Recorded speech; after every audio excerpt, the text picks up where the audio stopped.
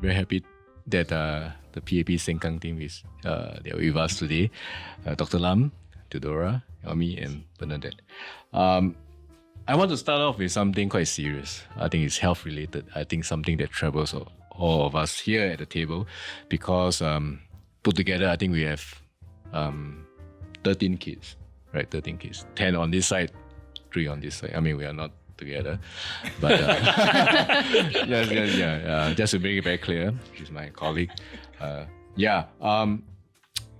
do you guys stay sane when your kids have hand, foot, mouth disease? HFMD? Yeah. Oh, wow. Maybe you I've can share some experience also. How do you experienced that once. Yeah. My eldest daughter. Yeah, so I have four kids. So I have 4 daughters. So when my eldest daughter had this hand, foot, mouth disease, so we went a little bit paranoid because we got to keep her away from the other kids, right? Before it starts to spread. Yeah. So how do we keep sane? We kept her in a room and kept her occupied with a lot of other stuff that she can do on her own. Yeah, and then we take turns between my wife and I to make sure that she is fed, that she's okay. Yeah. In the meantime, keeping all the other kids up. Yeah, my mind was quite traumatic. I remember my daughter had a hand, foot, mouth disease. It was quite bad. So also drooling. Then 2 weeks later, she got another strain. Oh. So non-stop, kind of one month for me. So I think this is it's a core memory for me. Seeing that. Yeah, Eileen, what's your experience like? Like Elmie, when my daughter had hand, foot, mouth disease, I thought I could take turn with my husband to take care of my kid, right? But he also got it from my daughter. Yes. So I had to take care of 2 people, one adult and 1 kid. Yeah, so that's also my core memory and a bit of traumatic for me for hand, foot, mouth disease. Yeah. What about Theodora? It totally goes around, and one person recovered, the next person gets it. So she hasn't had hand, foot, mouth disease yet, but then, the cold just gets around.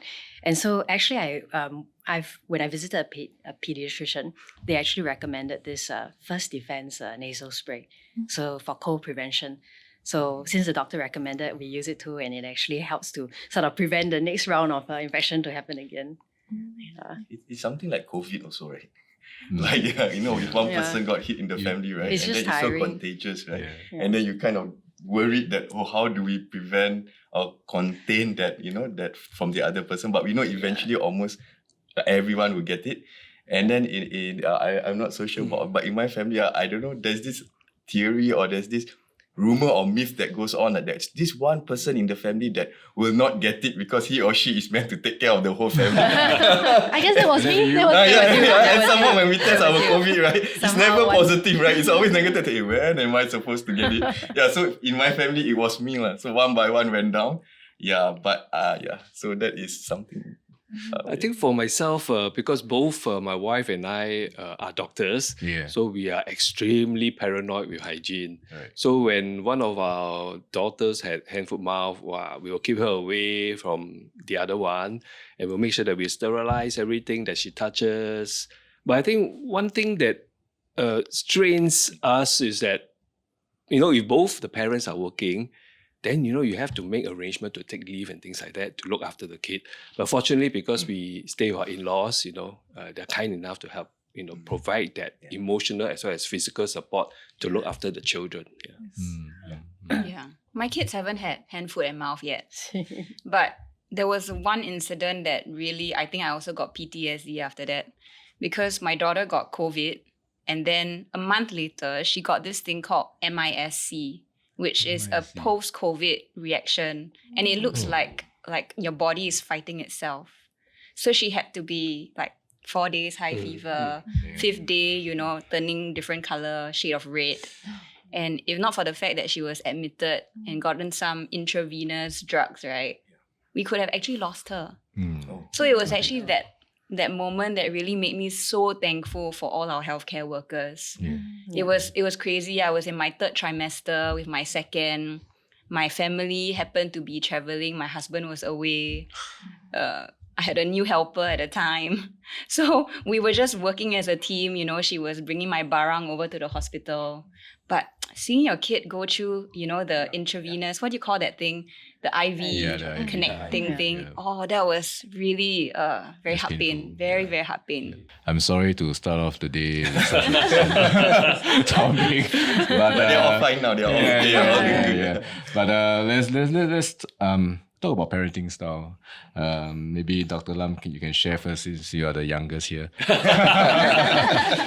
Well, I think I'm the youngest. Well, I remember when I first started politics in 2006. I mean, I shared this story with some of my activists before. When I first started in 2006, I was in then Prime Minister Lee Hsien Loong's ward in Ang Mo Kio GRC. Yes. And I was really the youngest. I was 36 years old then. Yeah. And one of the key responsibilities that was assigned to me by Prime Minister Lee then was that, okay, Pin Min, you look after the youth, the young, in Ang Mo Kio GRC. And then you fast forward 20 years. And then when I look at my team members now, okay, Elmie, Theodora, Bernadette, you look after the younger families, and I look after the seniors. So it's like how things have just turned around, from being the youngest and now being the oldest in the team. But I guess, being old comes with certain experience. And these experiences, can be shared with my younger teammates. So in terms of that kind of parenting style also, does it translate to how you say manage or lead this team also? Well, parenting style-wise, I think I'm very fortunate. My wife has been very, very supportive. So you can imagine when I first started at the age of 36, my kids were really, really young.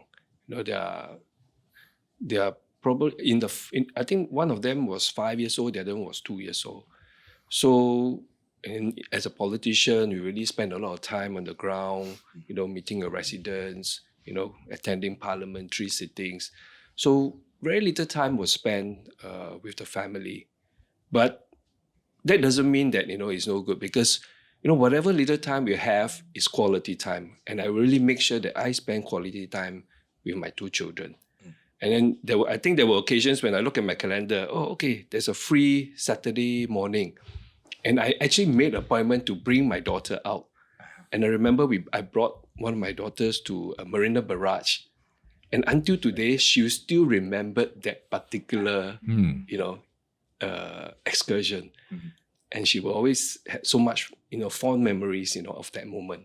So these are the quality time that you spend with your children that actually makes a difference. Right. Sometimes less is more, right? Exactly. Sometimes, really, you have so much time at home.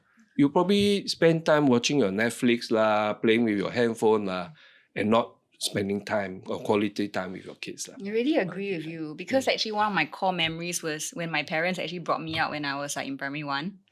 And because I have 3 other siblings, maybe time alone with them was rare. And so sometimes less is more. When talking about time, I mean, now that I think the three of your new teammates here, it's almost like a mirror to yourself when you started 36 years old back then. Yeah. And similar situation, very young kids, And I don't know, how do you guys find time also, right? When time is such a precious commodity, and if you're elected, you are going to be all over the shop, man. Yeah.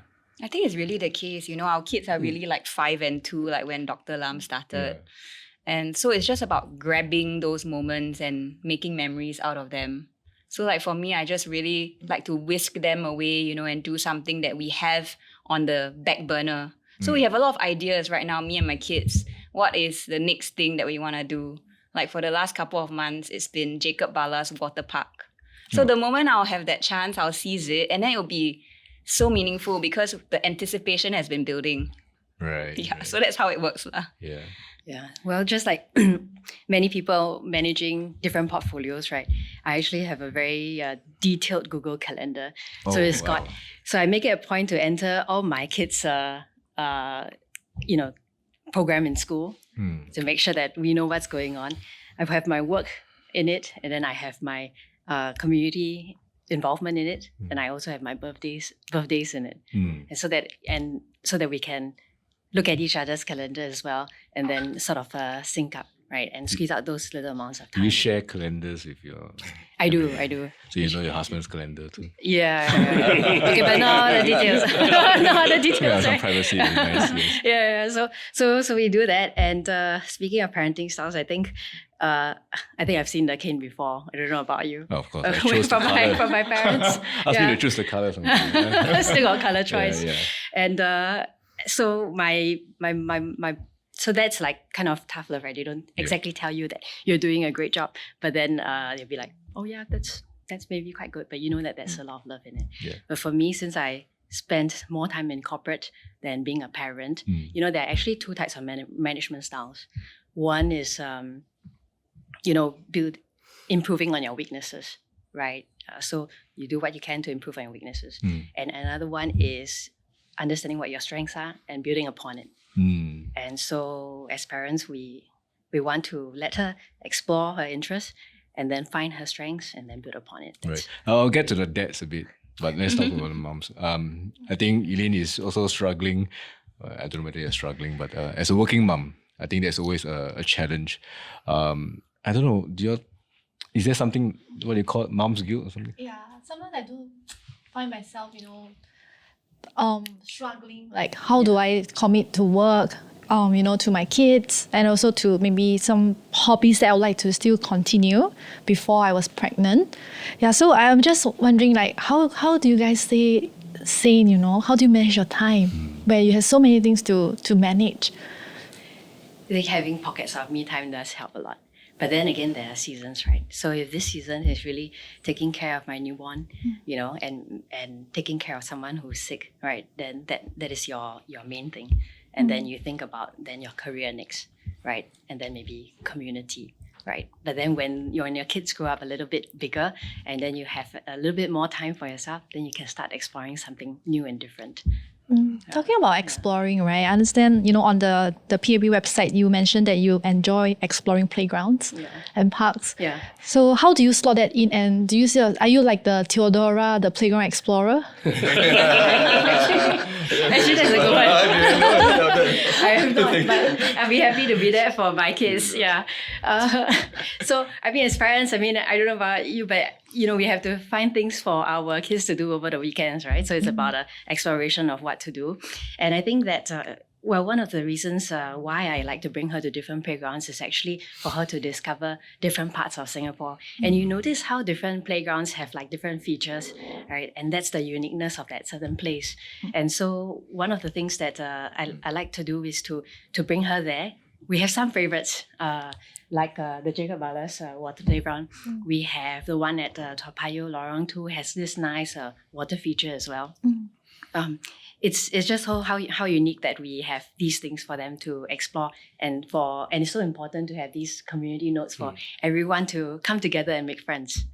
Yeah, my daughter really loves the one at Ghim Moh. I haven't seen it for myself, but apparently there's a little feature that's really fun to play with and quite challenging. So good for her age. And then her brother has something special at 2 years old as well. Yeah. But how do you manage your time, Well, quite similar to Theo, I think it's about the seasons, right? And when I met my husband, I came across this article that talked about the 4 burners of life. And you've got your family, your friends, your work, and your hobbies. So I think going into this season of motherhood, right? Basically, the principle is you can't basically have all 4 burners going like full throttle all at the same time. So when you go into motherhood, obviously for some people, and that's me, the friends part really had to take a bit of a backseat because the career and the family is very important to me, is going, like full speed, right? And there's so much change there. The mental load, of being a mother is really so heavy, and nobody really understands it unless they've actually done it themselves. So for me, it was really about coming into a place of acceptance that I'm going to have to let certain things about, my hobbies, my lifestyle, take a back seat so that I can really fully embrace this new life of motherhood. And that means, changing nappies and washing bottles and, learning how to work the breast pumps and how to store the milk and transport it back after a day of work, especially when you're on the go, right? So it became quite fulfilling, honestly, to be able to thrive in that season of motherhood. But it was not possible without a lot of people who showed me the way. Like friends who had already been mothers themselves. I would ask them really, really detailed, minute things like, okay, so how do you split up, the chores, the administrative, the physical chores of washing and sterilizing bottles, transporting your children to and from, your parents' place. We would literally have chats about how to break it down and what works for them. So I think, community support in that sense, if we could pull it all together, and I think that's what Theo and I hope to do for Sengkang. Yeah, it really helped. It makes a huge difference. Yeah. I hope you still have time to enjoy your hot pot. Yeah, I do. Every time I'll just call like a very close friend. My friends have become very spontaneous over the years. Because during that season when you have to kind of, step away, from your social circle a bit, the friends that stick with you, they know what life is like for you. And then we become super spontaneous. And it's not offensive if you say like, hey, are you free for lunch today? You're not like an afterthought. We are trying to catch the time together. True. Theodora spoke about me time. I want to direct this to the gentlemen in this room, the dads in this room. Why? For me, gentlemen need more me time, is it? I don't think we need more me time, but I think for me actually, I'm okay to find me time. Sounds bad saying this, but I don't sense that kind of guilt, with my kids.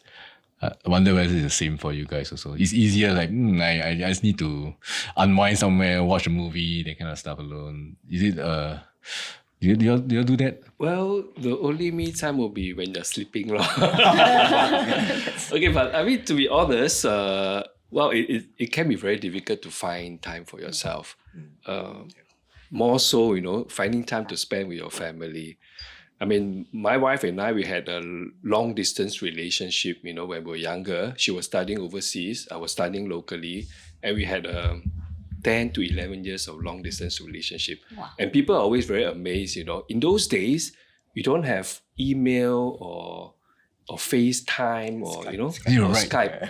So we actually write mails. We write handwritten mails are basically snail mails. And then we also make IDD calls. And IDD calls then were very expensive.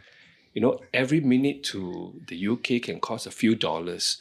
So we usually just talk for a few minutes and then spend most of our time writing snail mails. And when the time, the snail mail reaches, it's actually old story already. So because we have been, living apart for many years, we have learned to be very independent.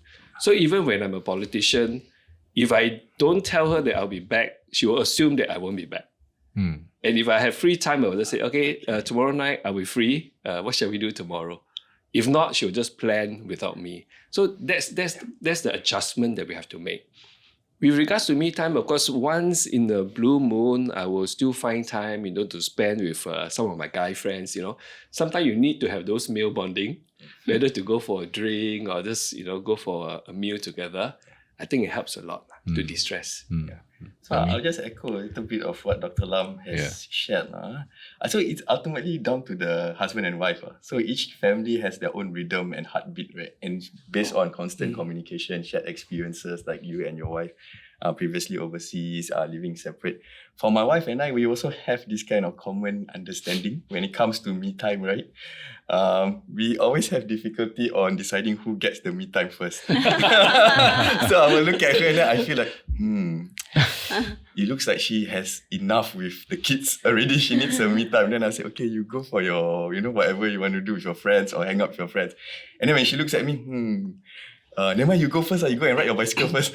So it becomes like a mutual thing, and then it's through constant communication. Eventually, we kind of have a sense that either one of us need that me time or a short break, and then we'll each take turns to look after the kids. Yeah. Well, I guess one advice to the younger candidates here is that sometimes you need to have we time also. You have your family, you have your grassroots to look after, but do not neglect your relationship with your other half. Yeah. Find time to spend together, It may be short, leave your kids to your parents or whoever is able to help look after. Spend a few hours together. I think that helps a lot in building a trust and relationship. Yeah. I used to set aside every Friday evening. But then it's been a little bit more difficult with the newborn. Right. So rushing back to the newborn is something that's difficult, but it's something that we also keep in mind. The last time that we went out together was to watch Wicked. Oh. That was a couple of weeks back. That was that was really good. Yeah, that's really good. Yeah, so I also begin to read my wife's face for a wee time also. And her reaction for a wee time. Yeah. And then her responses to messages will be a bit different. And then I kind of have a sense that, okay, it's time for a wee time. Right. I want to go back to Dr. Lam on LDR, your long distance relationship. I think this is something that many people also struggle with, maybe the younger folks. Any advice on how to survive an LDR? I think at the end of the day, it's about trust. But I think it is much easier now. It's much, much easier now because of technology, FaceTime. It's as though when you speak to the other person on FaceTime or Skype, it's as though you're there, And sometimes when I see my daughter, in front of a computer with the Skype on, and then the other side is the boyfriend. And they're just spending time together studying, although not physically together, but actually it feels like you're being close to each other. So advice to younger people, I guess, at the end of the day, there must be trust. You must have trust in one another. And just pray that, everything works out well. I'm not very familiar with, the 3 new faces. Dr. Lam, I kind of know. Wanted to know some, I guess, maybe you can share with us some lesser known facts about you guys. I heard Elmie has a quite amazing love story though. Yeah. Okay. Amazing? Okay. About when my wife and I met and got, it's not so amazing. It's something that I feel like when I teach in the university, right? So something which a lot of university students, especially those who have just graduated, also shared with me. Their anxiety of finding that special one. And the anxiety of finding their first job, their career, and then they are kind of a little bit afraid that when after they go out to the job market, right, and then started the job, right, they would be hard for them to find someone special. But for my wife and I, so how do we find ourselves, right? So my wife and I, we met in 2010. Okay, now you kind of know how long we've been married. So I proposed to her after 2 weeks. Wow. Yeah. Because when I saw her, I was like, I went back home at night and then I met my mother. My mother kind of, then I told my mom, Ibu, we call my Ibu, I think I met the person whom I want to marry. It's love at first sight. I don't know. For me, but for her, I don't think so. So I had to work to actually get her heart. So she said, my mom was like, okay, then who is she? Then I said, well, I know her name. I know her working place. But I will try to get in touch with her. And I said, okay, go and try to get in touch with her. So, and then she told me, okay, then bring her home and see, At that point, I was around 29, 28. So I was like already in a very limited pool or space where I'm able to meet people outside. Yeah, so I managed to go to her workplace. And then one thing leads to another. Within 2 or 3 weeks, I proposed to her. And then that must be crazy, though. No, because I know. It just feels right for your wife. Oh yeah. No, not for my wife's dad. So my wife's dad. My wife's dad. How did you get past that? Yeah. So she didn't say yes automatically lah. So she was like, "Is this guy for real? Let us get to know one another first. Anything can happen. I believe I'm a good person and I'm committed. So I know, yeah. So she says, go and meet the parents lah. So we met. I met her dad after 1 month or so, after knowing her a little bit more. And then her parents was like, are you sure you want to get married to my daughter so early or not? So we planned for our wedding to be, we met in February, we planned for our wedding to be in December, so we can actually have some planning. But eventually we decided to go for July because of some plans. But just to get to set the record straight, I got my first kid 1.5 years after I got married. Okay. So it just purely, I just felt like we wanted to settle down. I wanted to settle down, and we were all at the appropriate stage lah. Yeah. So that's a little bit about myself and my wife. How did her dad I don't know. If I'm the dad, I'll be like, oh, I'll tekan you, man. Yes. So well, it really depends on the family, right? Yeah. So her mom and dad are very open-minded, but at the same time, kind of worried for her. So when we got married in July, I had to leave for my PhD in the US. Then after that, she stayed for a while, tried to get her visa as a spouse visa. Yeah. Yes. So once she got her spouse visa, F2 visa, if I'm not mistaken, so she came to the US with me so we can live together. And after 1 year, right before our after 1 year, she didn't tell me that, but apparently she and her dad or her parents actually spoke every night on Skype or something like that, without telling me, because her parents were actually worried that I'm gonna, that something's gonna happen to the kid, because there's this, the daughter just got married and left overseas. And then after 1 year plus, actually, my mom and me and my parents were, were talking together at night, that kind of stuff. Actually, I know a little bit here and there, but I don't know how often and frequent they are. So so it's a lot of work, it's a lot of communication, it's a lot of understanding, it's a lot of give and take. But that was 15 years ago, and 4 daughters after. So for now, it's still so far so good. Yeah, so far so good. It's really unconventional. Really? Yeah, the more I get to know about you, the more I realize you're a very unconventional person. Yeah. What about you guys? And Well, I think that's a the younger one share. okay. It's starting on a high. Well, for me, I studied economics, right? Yeah. And then after that, I studied business. So I've been in finance investments my whole career. Yeah. But I could have had a totally different life altogether. Oh. So I was actually an art student. Oh wow. And What happened? what happened? What happened? And now the most creative thing that I do is just doing the different shapes and sizes on PowerPoint for pitch decks, Yeah, right.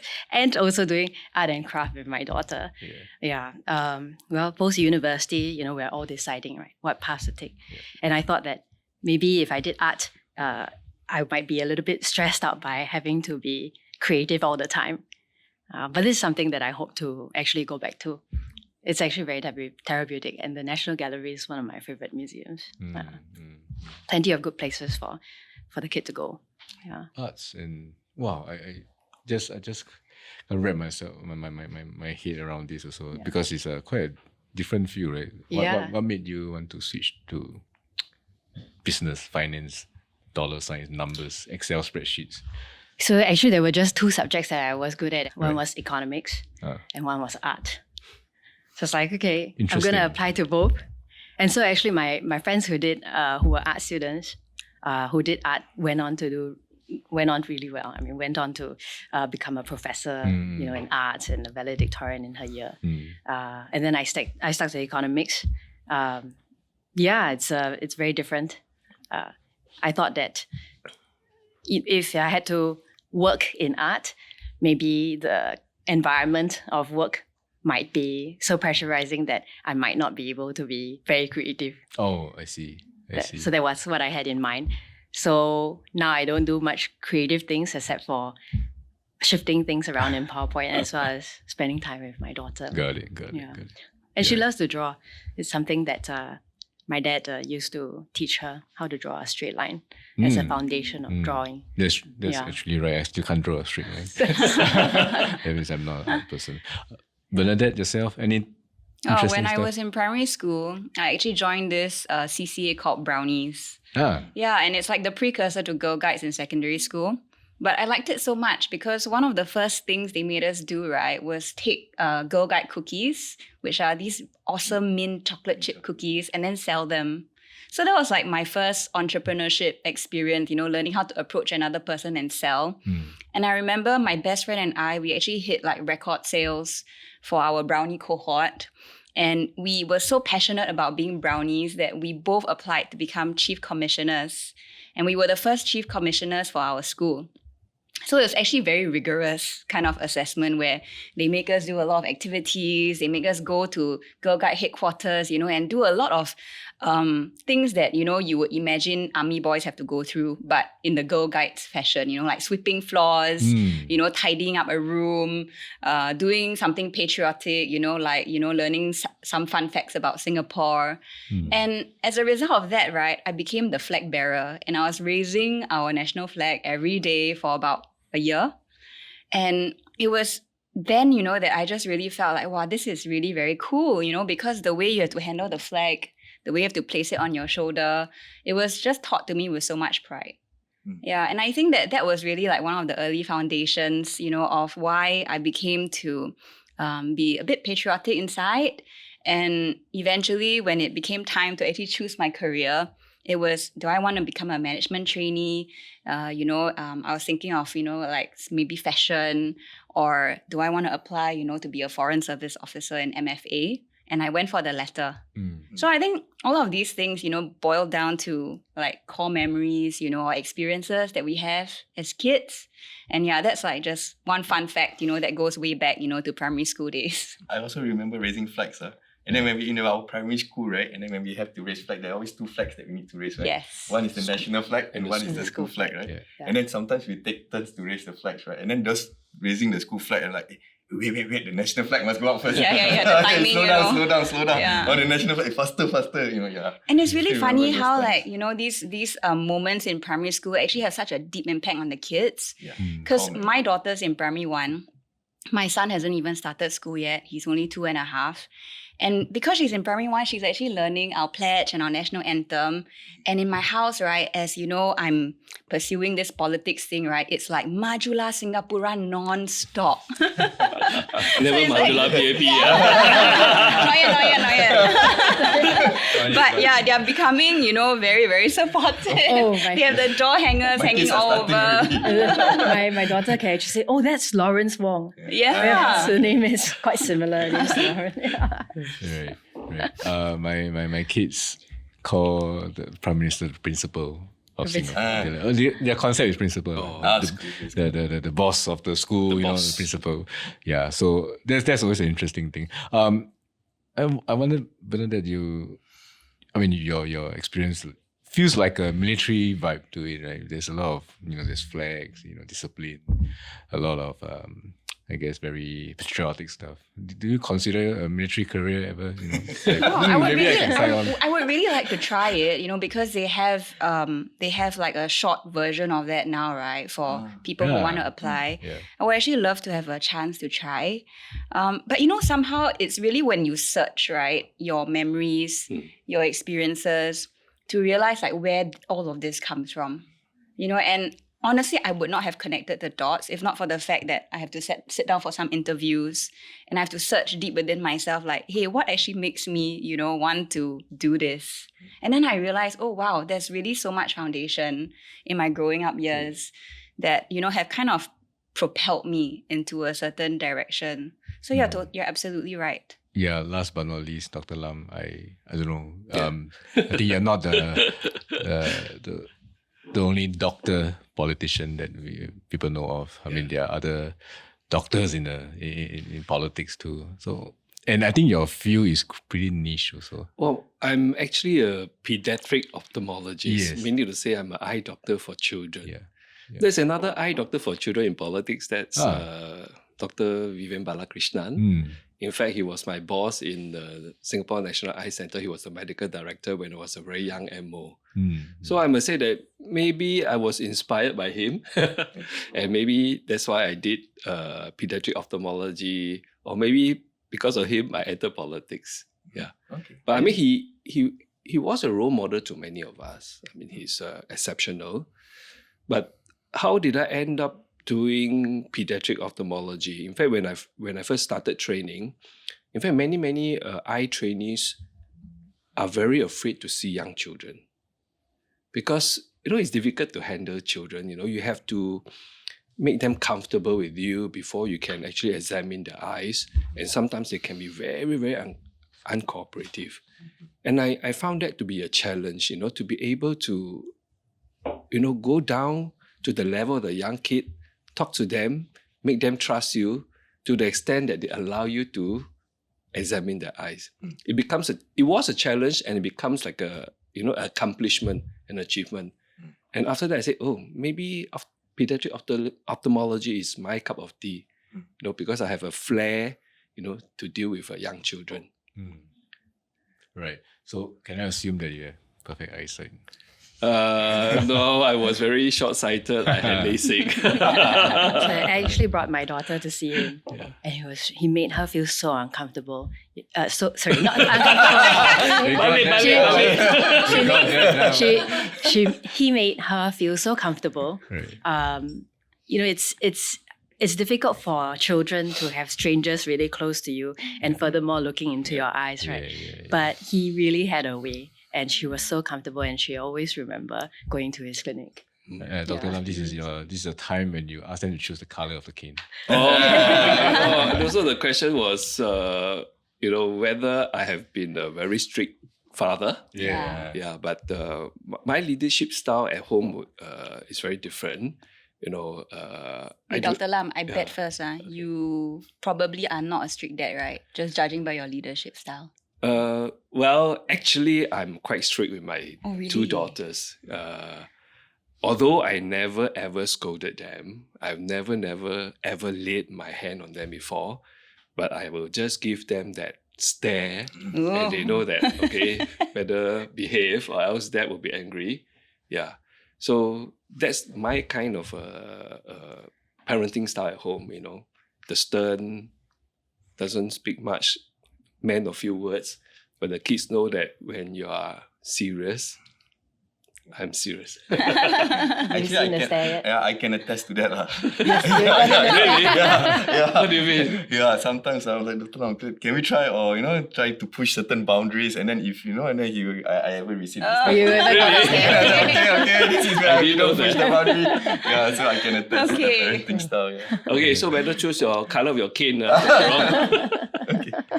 I want to talk about this viral video also. Well, it's a Mothership video, so that's why I say it's viral. But I think it's pretty viral. I think this boy, giving Bernadette a high five, and I'm just like so thankful I was called Cheche. I'm like, hello, I Auntie think it's Bern. almost 1 million views already, right? Yes, I think it's almost. Wow, 1 million it's views. amazing. I think people. It caught people's eye. I mean, the boy. The boy was really cute, actually. Very So cheeky cute. and so cute. Yeah. Do you have a way with kids also? To bring them in. You make them feel comfortable. Well, to be honest, before I became a mom, I was the worst at this. Honestly. Oh, really? I'm the kind of person, back then, if you ask me, do I want kids? I wouldn't be able to give you a straight answer. I'll be like, if they come, they come. But, I had a honeymoon baby as well. So, like 9-10 months later, we had our daughter. And I just really had to adapt. But I realized that I think because as a parent, you just develop like a different set of muscles. You realize that, when a kid, is so engaging like this, they're calling out for your attention, they want to play, you actually want to pump them up a little bit. You want to be able to give them that attention. And we were all kind of like hovering over the parents, and there was a good conversation going on. So I felt that with his cute little eyes on me, right? He was reaching out to you for a high five. he was like waving. And the moment you gave him the high five, he was so happy. It was quite a strong high five also. Yeah. Oh, yes. Yeah. So the thing is, like, as a mom, right, when you see kids getting so engaged, right, you want to be able to give them kudos for it, because it's not easy for kids to be so comfortable with strangers. In fact, when I bring my daughter out with me, on all these community activities, right, she's actually still warming up to it. So this boy, right, was really exceptional. Yeah, and he was just so cute lah. He wanted to actually share food. Yeah, I think I would have actually wanted to take a bite of it. Looks good though. Yeah. It was like a little piece of yam. Oh, yeah. Oh, yeah. Yeah, yam from his fried rice.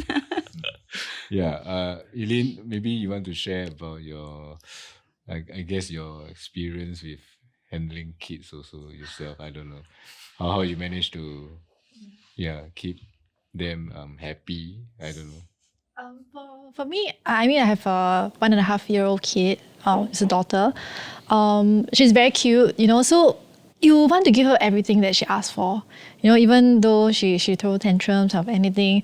And sometimes I feel like having one kid equals to 10 kids. Yeah, so for me, it's quite amazing, how especially, the team here, you guys can manage so many commitments while still playing the role very well. And especially for Elmie, when you go to NUS, you talk to 200 kids. And when you go home, you have 4 kids. That's insane. Yeah, so how do you even manage that? Let me correct certain things. Okay. Anyway, they are not kids. Okay. They are young adults, Yes, young fully adults. thinking stuff, rational adults. So, it's just, I feel that they have different sets of needs or different sets of needs and concerns. And I, as a father, sometimes, firstly, when I see NUS students graduate, right? Because I have 4 daughters and I see them on stage taking their graduation, then I always envision my daughter. So I look at most of the female undergraduates in NUS like my own daughter. So in a sense, I feel like they are my kids in that sense. But they have a different set of problems and needs. And as a lecturer, as an educator, I try to support those needs. And this goes beyond just the education or the results. For example, right, one of the needs that I feel as an educator that I really have to pay attention to, or as a parent educator in that sense, is their mental health. Yeah, so I realized that in my close to 20 years in NUS lecturing, the pressures that the students face are different in today's day and age. They face a lot of anxieties with the uncertainty. They face a lot of anxieties with getting their first job, building their career, the cost of owning their first homes, for example, and all this while trying to balance, try to meet the expectations of trying to settle down and start a family for themselves. It's what I'm beginning to sense as an educator or lecturer is that we need to really emphasize on our students, be it in any institute of higher learning, their mental health. We shouldn't be it shouldn't be too much of a rat race where they are trying to compete with other people and trying to meet expectations that are beyond themselves, like expectations from parents or expectations from society.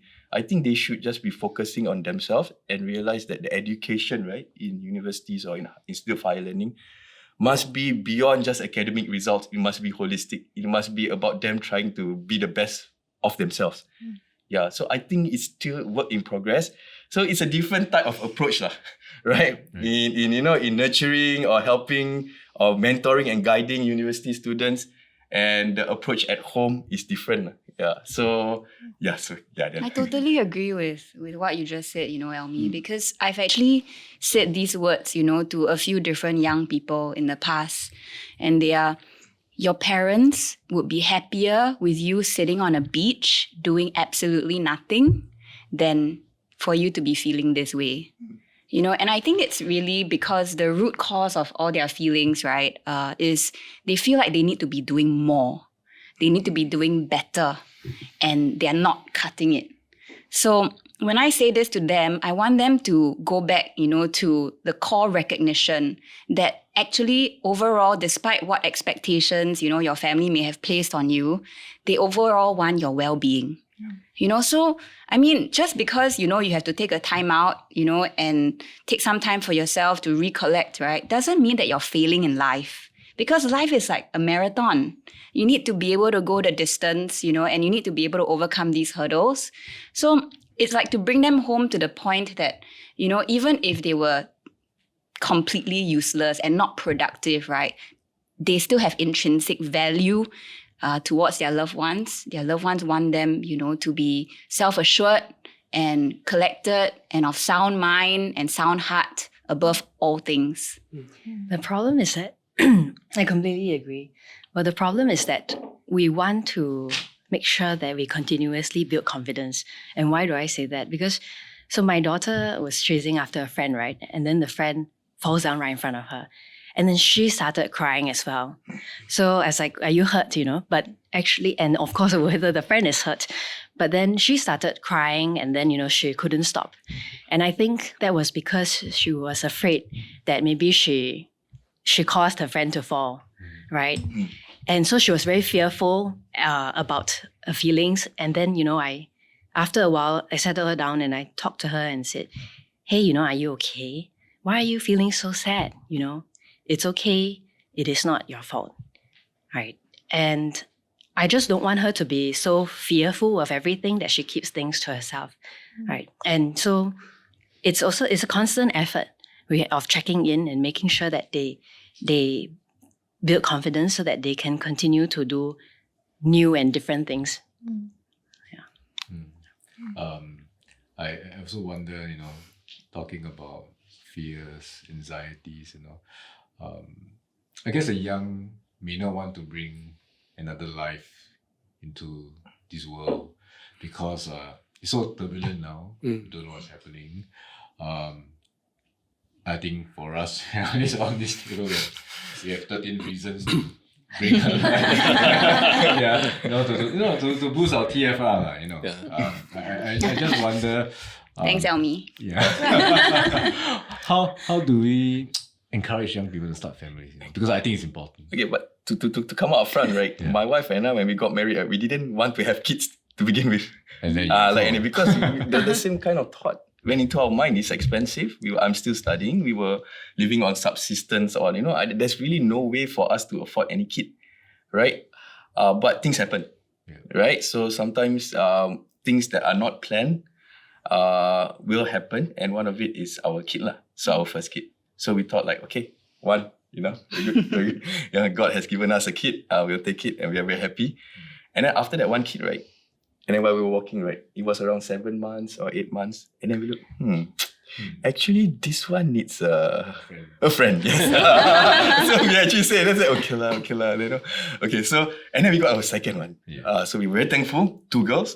And then after that, 2 girls. And then after that, we said, my wife was the one who talked to me and she went, maybe if the third one might be a boy. The famous last one. The third one was a boy. So I was like, okay, let's see lah. Let's say out loud, because I don't know, we're getting older and the cost cutting out. And at that point, when you want kid, when you feel that you have the happiness of kids, the cost somehow we manage to live within our means, right? There's always ways to support and live within our means. And then we got our third one, also a girl. I'm very happy. I'm a very girls kind of dad. So we said, okay, 3 is enough. 3 girls. I will settle for 3. It's above Singapore's TFR. Okay, I've done my national service. And then COVID-19 happened. So we were in a lockdown. I think my wife is not going to be so happy sharing it. Yeah, so after the lockdown, wow, we have a 4th one. And then the 4th one was also a daughter lah. So I'm very thankful. So at the end of the day, I'm here to actually promote the future for women, which I say are my daughters lah. So I say this might be God's way of telling me to to raise good daughters. Mm-hmm. Yeah. For the rest, I don't know if there's a pitch to. We need to face all the uncertainties, but we still need to have kids, man. Yeah. I think sometimes as young couple, we always ask ourselves, are we ready for a kid? And then I remember when my wife was pregnant with our first daughter, and she was feeling a little bit sad in the sense that she was saying, I don't think I'm ready to be a mom. How? But we will never be ready until the kid has arrived. But when the kid has arrived, then you find that you have a different joy altogether of being a parent. And one thing leads to another. Right? So I think for young couples, don't hesitate, After you got married, just maybe spend a few years enjoying, as a married couple. But after that, just be prepared, go for it, have a kid. And I bet you will not regret, being a parent. Yeah. Yeah, there's no way of being prepared for it. Yeah. I think we were just talking about this, among some of my activists the other day. One was sharing that, she doesn't feel absolutely ready, but she believes that she loves kids intrinsically. So an older activist was saying, you'll never be ready. And I totally agree, because there are so many hidden things that are very personal to the family, how you organize yourself, what kind of, support you'll be able to get from your extended family. That's all very personal to me, like what it is for me may not be the same for Theo. Yeah. And we'll only discover it, if we actually take that plunge.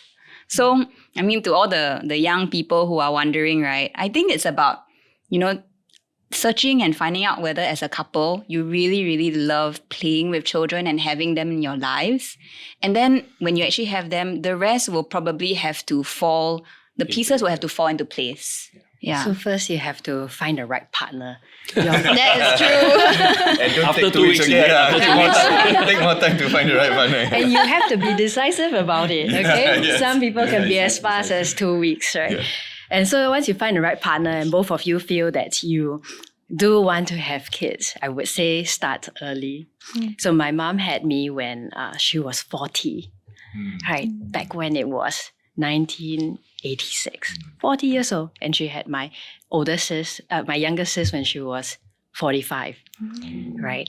And we had lots of great time together. But I can also feel that, when we were teenagers, it was starting to get a little bit tiring, right?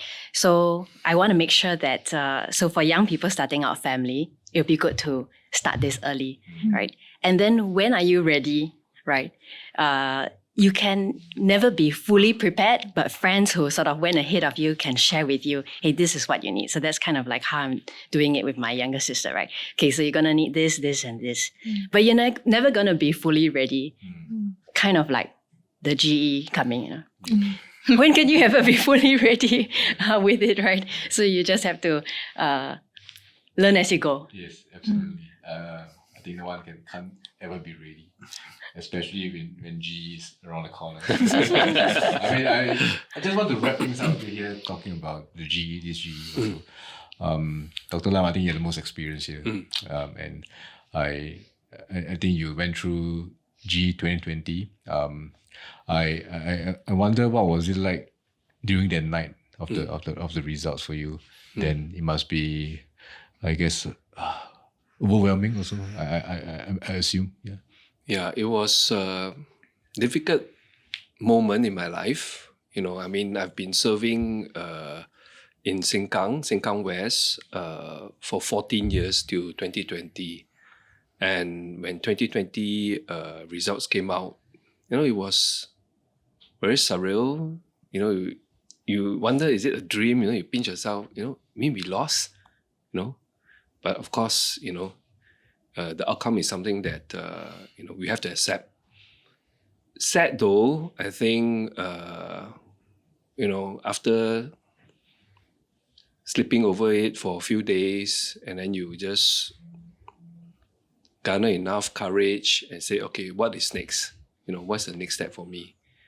Of course, I was fortunate immediately after the loss was announced. I had very good friends from the medical field who messaged me and said, come, join our practice, we accept you. And lo and behold, I went back, to practice as a pediatric ophthalmologist. And of course, having spent so many years on the ground, with so many grassroots leaders, activists, volunteers, and residents that we have known, for so many years, they are almost like a family to me. And I told myself, in fact, when I met some of the residents, they shared with me that they were very sad that I have lost, and that sort of gave me the impetus, to do something about it. Why not, turn all this sadness, negative thoughts into positive energy, come back stronger, work harder, and try to win back the hearts and minds of Sengkang residents. What would be your advice on the night of May 3rd to your young Well, I teammates? think whatever we have done, whatever we prepared over the past 4 years, I think we should not look back and say that I should have done more, I should have done this better. I think we have done whatever we could, to prepare for this big day. And we hope that, whatever effort we have put in can be recognized, by Sengkang voters, so that they will give us a chance to come back to serve them as their elected representatives. For the rest, I is your first experience also, I think, during hustings, is there anything that you particularly look forward to, the next 2 weeks or so? I think I'm looking forward to just giving it my all, because it's going to be, the time where you put a lot of things aside to concentrate on making full use of the time we have on the ground. And, it means that, the kids, we're going to have to find people, to help take them to school and, handle any emergencies. But in that sense, with that kind of planning done on the home front, you have that clarity to actually go forward confidently and invest all your time and energy with the residents that we meet. So I'm really looking forward to that. I felt that I've given it my all for the past 4 years already. And there's more of me to be given. And it's really up to the residents on how they would want our team, myself, to serve them moving forward. There's more to be done. And it's not about winning or losing to me already. Right? It's a very strong purpose to just serve and to be the best that we can serve Sengkang residents. So that is my mindset going into the GE. And I think with that mindset of it's not only about winning or losing, it's about wanting to serve at a different level that can have more impact to residents. And beyond that, we will always continue to serve. I've also given my best in the last 4 years. And wherever there are little gaps that we could actually help, whether it's moms or young families, we've tried my best to put in these programs and support. Actually, in the coming days, I'm really looking forward to meeting with everyone, people we haven't met, telling them what our plans are for the constituency, and listening to them. And they've already been writing and texting me, hey, I want to see this walkway. There are too many dustbins here. There are smokers below, can you do something about it? I say, yes, I've taken note of this. I'll definitely be putting it down. Thank you so much for joining us today. Thank Dr. you. Lam, Thank Bernadette, you. Thank you so Theodora. much. I wish you guys all the very best this GE. Yeah.